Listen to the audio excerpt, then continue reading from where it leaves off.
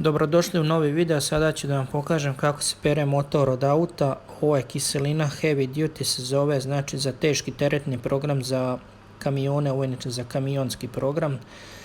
To se razmuti sa vodom, kiselina se sipa u vodu i razmuti se 1:5 i ovo je jedna mala boca na pritisak, pumpa i onda s tim napravim mešavinu i pošprica se po motoru i ostavi nekih 5-6 minuta da odradi.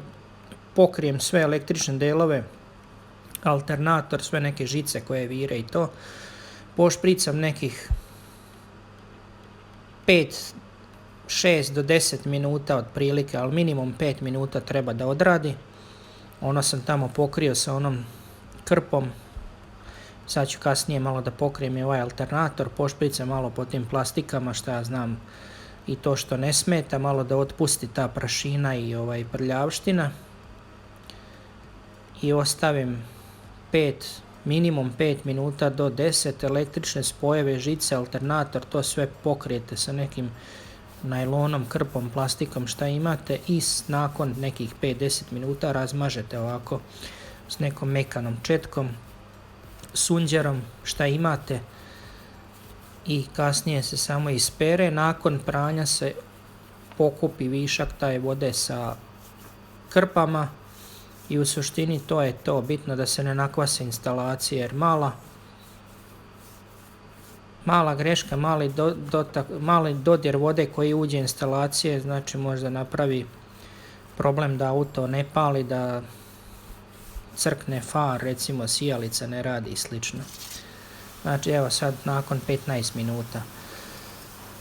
Sad perem samo znači ovaj prednji deo i okolo, malo preko ovog filtera, šta je već tamo, ona kutija, akumulator i ove rubove.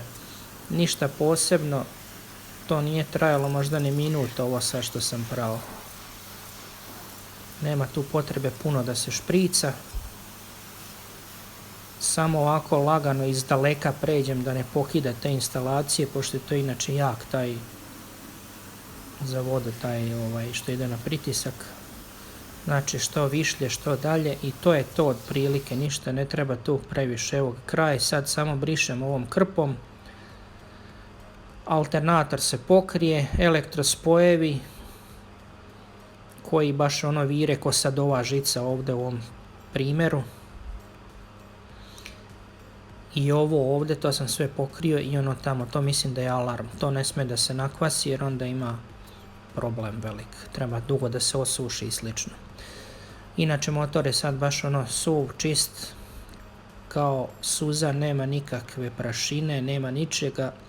I samim tim dotok vazduha koji dolazi u auto je isto odmah čistiji. Naravno ne dolazi vazduh iz motora, ali opet osjeti se malo. A i na oko je bolje kad imate čist motor. Svako voli da bude, na primjer, mehaničar koji popravlja taj auto, ne mora previše da uprlja ruke, kao kad je motor recimo prljav.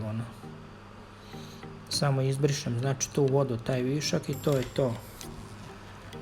Nikad ja to ne kvasim nešto posebno puno, oprao sam do sad baš dosta motora u životu i nisam nikad imao problem sa nekom vlagom i slično, jer tako mi jedan mehaničar objasnio da se pokriju ti elektrodelovi, taj je najbitnije, i da se iz daleka šprica.